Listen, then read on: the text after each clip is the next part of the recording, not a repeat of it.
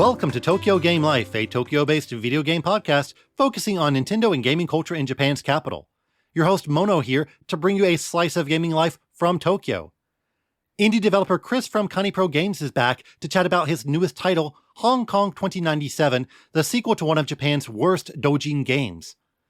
We walk through how he secured rights to the sequel, what to do when making a follow-up to an infamously bad game, and the epic struggle to actually getting the game released. And in the feature section, I run down all the exciting collabs and the movie-going experience of watching the Super Mario Galaxy movie in Japan. Let's jump into the games with Hong Kong 2097 and KaniPro Games.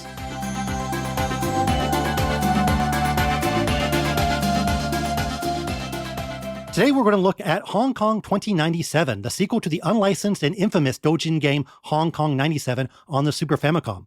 Joining me is a special guest. So guest, please introduce yourself.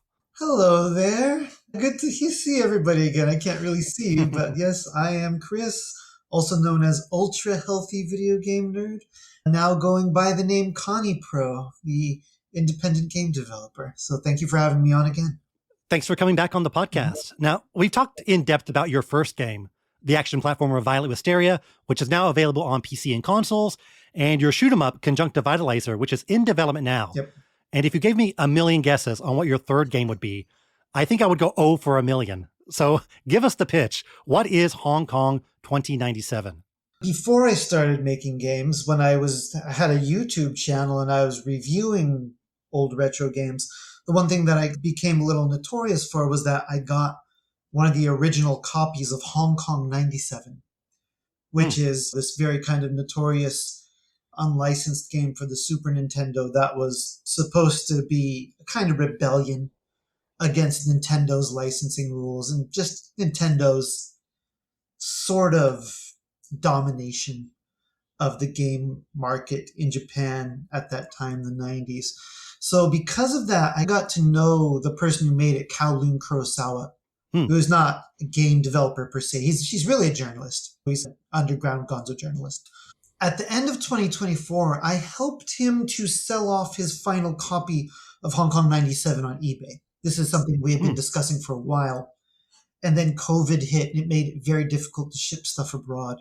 So it took really long time, longer than it should have. But we finally did that.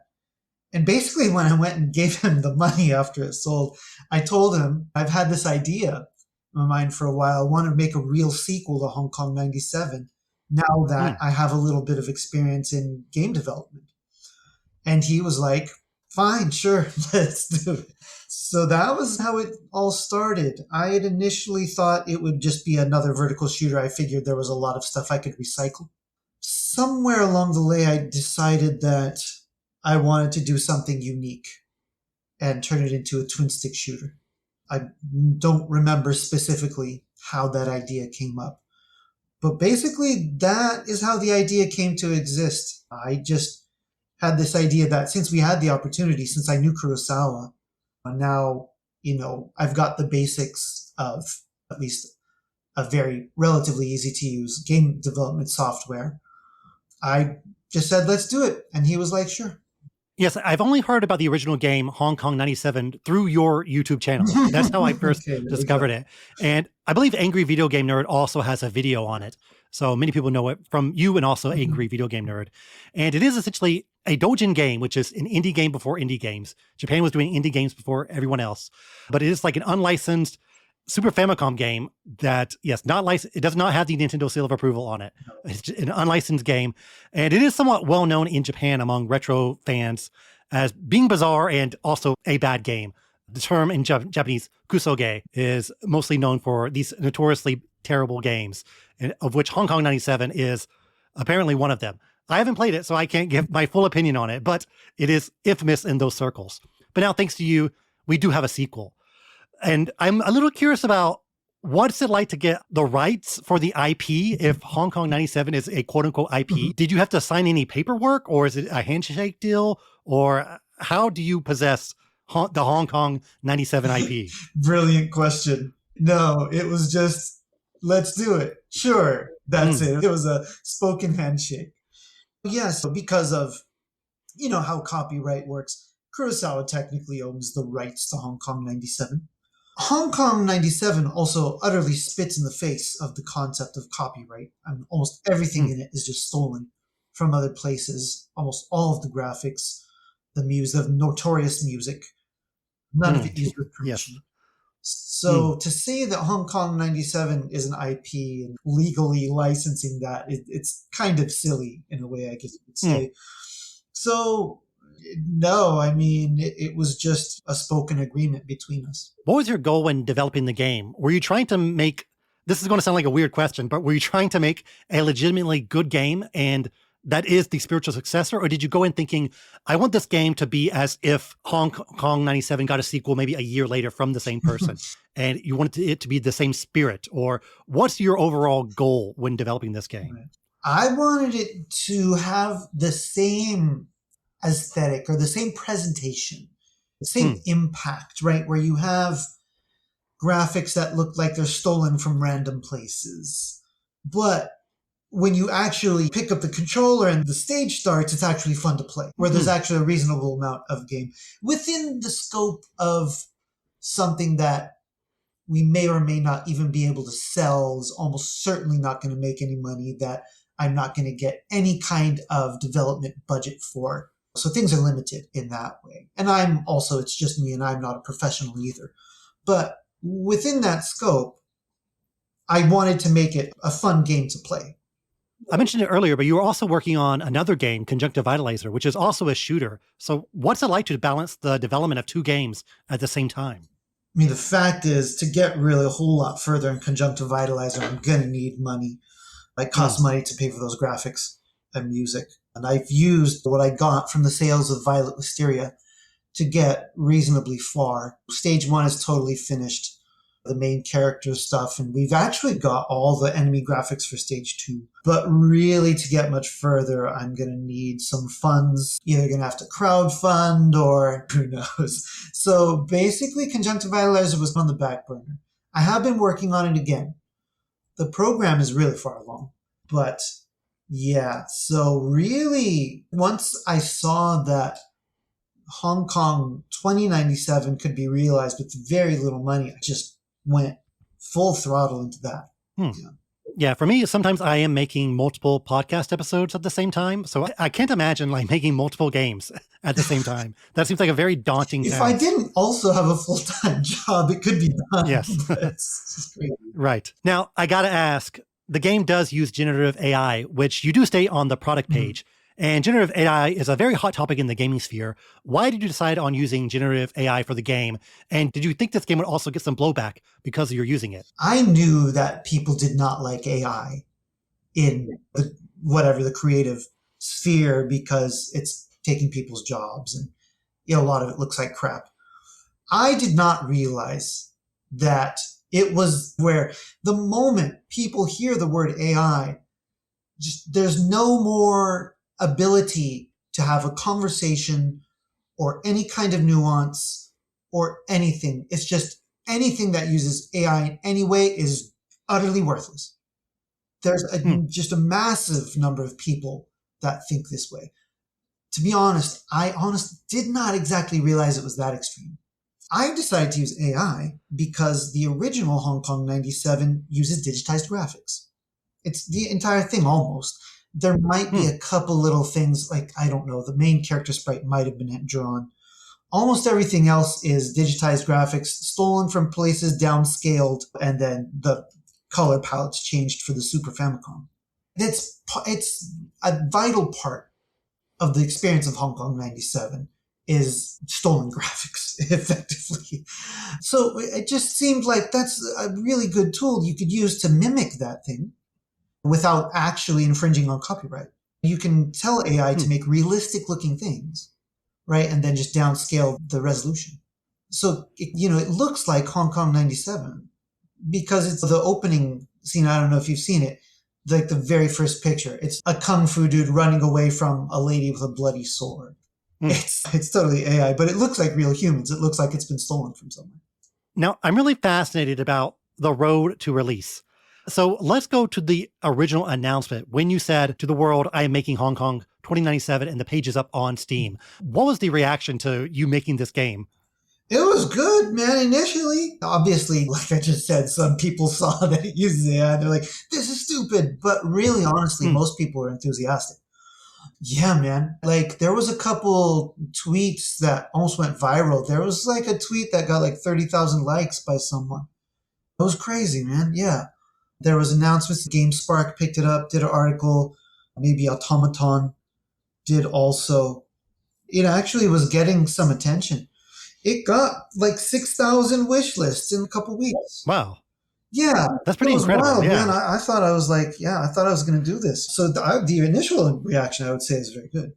Now, it was supposed to come out in December on Steam, and it did not come out in December on Steam. So what happened in regards to the Steam release? So when the page got approved, I'm thinking that they've actually looked at the trailer video and looked at the sample picture, the screenshots, and they're like, oh, there's digitized graphics in here. Who cares? Fine. That probably was not the case. I don't know. But when basically, as soon as the page got accepted, I was like, I have no idea if this is really going to work out, but I'm going into it as if it will. So I just assumed that once I submitted the game build, as long as the game itself was functional, it would be approved at some point. So what happened was, I think they said they wanted a couple things. They said that they wanted a debug version so that they could see the later levels because I had declared that it contained some inappropriate content. And also they said, this is the tricky thing. All this is automated. And they say, please give us reasonable assurance. Literally, this is what they say. Give us reasonable assurance that you have the rights to the images that you're using in this game, because some of it looks like it is real human beings. But when we submit a game build to be approved by Steam, you can add a note. Now there's a character limit, so it's not really enough space to add all of the links to all the pages, because a lot of those images are of real people. They're images that are public domain, famous people, or have Creative Commons licenses. And those are legal to use. These absolutely are legal to use in other works. No question about it. There's just so much of it that it's hard to say every single piece and every single background and all this and that. So I resubmitted. I gave them a debug version. In theory, some person at Steam played through Hong Kong 2097 in full, but basically they sent me another mail saying the exact same thing, saying, please give us reasonable assurance that you have licenses or the rights to use all these things. So I said it as clear as I possibly could. All of the images used in this game are either AI generated, Creative Commons, or public domain, some of our own personal pictures. That's it, basically. And on the third time, they said, there's too much third-party content. We're not going to release it. So it wasn't really mostly a content thing. It was mostly just the legality of all the images of the people is the reason. That's what they say. All kinds of stuff. Images of the real humans. I don't know exactly. You can go on Steam and type in the famous person's name, and there's like thousands and thousands of games. There's people using the likenesses of famous people all the time on Steam. But it's just every single thing is digitized. So I don't know. And it was also going to release on GOG and DL site. So is the reason for its non-release there the same excuse, or did they have a different reason why they didn't want it on their website? So after Steam said they weren't going to do it, I started looking around to other options. I submitted the initial, whatever it is, application to GOG. Yes, I applied on DL site. GOG never responded. DL site got back the next day and said, we don't take any games with digitized graphics. Like wholesale? No. Yeah, that was what they said. Okay. So if I take a picture of my dog and then put it in the game, they're just like, no. I guess so, or at least if it's obviously visible. So was Itch your last hope? Did you know for a fact that they would be able to upload it, or was there a chance they would reject it too? I did not really understand how Itch worked. I didn't know if there was an approval process, really. Itch is weird. It's so when you start a page for a game on Itch, you can upload the file. And as soon as you hit make public, technically that's it. It's out there. However, there's something called indexing where it takes, I don't know, a couple days or a week for the game to get, quote, indexed, which means it will come up in searches. The page is already there. A person can go there and buy the game and download it if they have a URL, even if it's not indexed. But once a game becomes indexed, it will come up in the search, and that's what you would probably think of as being, quote, released or approved. And I don't really understand the process for that, if it's automated or anything. Now, because of that, I first made the page and I didn't even upload the game files. I just had no clue even how it was working. After, I don't know, 5 days or a week, it didn't get indexed. So I was like, I don't know, maybe I just have to upload the game file. So I did, and a day or two later, it got indexed. So I don't know if somebody actually looked at it closely and said, sure, no problem, or if it's just totally automated. But yeah, itch.io is pretty lenient. Yeah. Yeah, I always assumed itch.io, of course, they do have full-blown game releases, but a lot of hobbyist game developers also put their games on there as well. Yes. So maybe it is like a situation where we'll come in there if you break the law and ask you to remove it. But until then, you're free to do whatever you want. Is there any chance it will be released on other platforms or other PC stores, or has that ship sailed? There is the idea of making a slightly censored version and attempting to get it on consoles. I would like to try that. Replacing maybe real pictures of people with caricatures, drawings.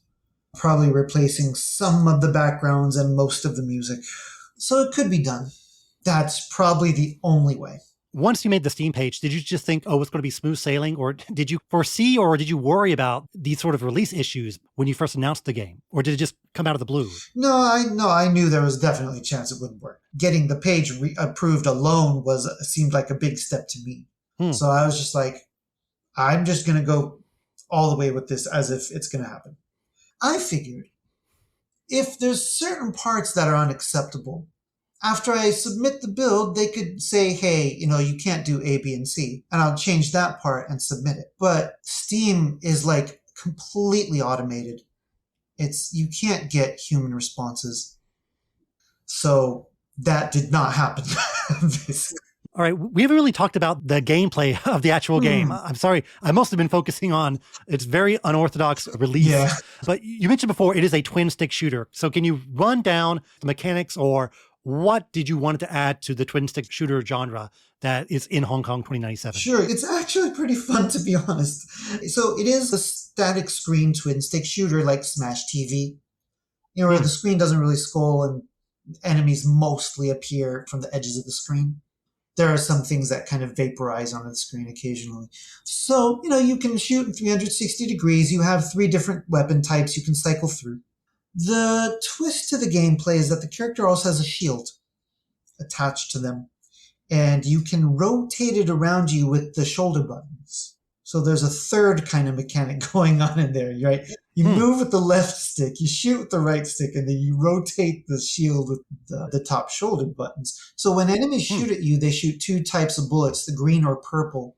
Only the green bullets can be blocked with the shield. And when you do block green bullets with the shield, it basically absorbs them, and you have a weapon meter on the side in the HUD, and the bullets will fill up the weapon meter. And at certain points, your weapon will level up and get stronger. And it will also fill up. You have bombs, and it also will gradually fill up a bomb meter. You can get more bombs. So when you level up, your weapon gets stronger. But that shield also gets a little smaller. So you have a little bit less defense. And that gears up to like level 5. But that weapon meter also just very slowly drains if you're not collecting green bullets. So there's a kind of balance there, sort of risk and reward. In the first couple of stages, you can probably get by really without thinking too much about the shield. If you're really playing on the normal difficulty and really particularly getting stage 3 or 4, you're going to have to learn how to use it. In addition to that, how the stages work is every time a stage starts, you've got a quota of enemies and a time limit. So in order to beat a stage, you just have to kill that number of enemies within the time limit. And if you take damage, if you collide with an enemy or a bullet, there's not a life meter. You lose 5 seconds from the time limit. The gameplay mechanics are quite different from the original games. Yeah, definitely. I mean, it's a full-length game. Basically, it's an arcade-style game. It's a beat-it-in-one-sitting game. But Hmm. It's the amount of game you would basically expect from a game of that type. Yeah. So are you targeting this game towards more shmup fans or fans of the original, or who do you want to check out this game? Anyone who just feels like the gaming industry has become extremely repetitive and obedient. There's 5 genres to choose from now. You have Metroidvania, roguelike deck builder, first person shooter, and I don't know, micro platformer. It's just all been done to death, and it's just done in a way that tries to appease as many people as possible. And this is for people who want something that is not going to obey any rules at all. All right, so that was our look at Hong Kong 2097. So, Chris, where can people find the game and where can people find you? You can find the game on itch.io exclusively. I recommend buying it quickly before somebody at Itch realizes that this shouldn't be here. You can find me on X as KaniPro Games or Ultra Healthy Video Game Nerd. And the links to everything are in the podcast description, so listeners, check it out. Chris of KaniPro Games, once again, thank you so much for joining me. Absolutely, man. As always, thank you for having me.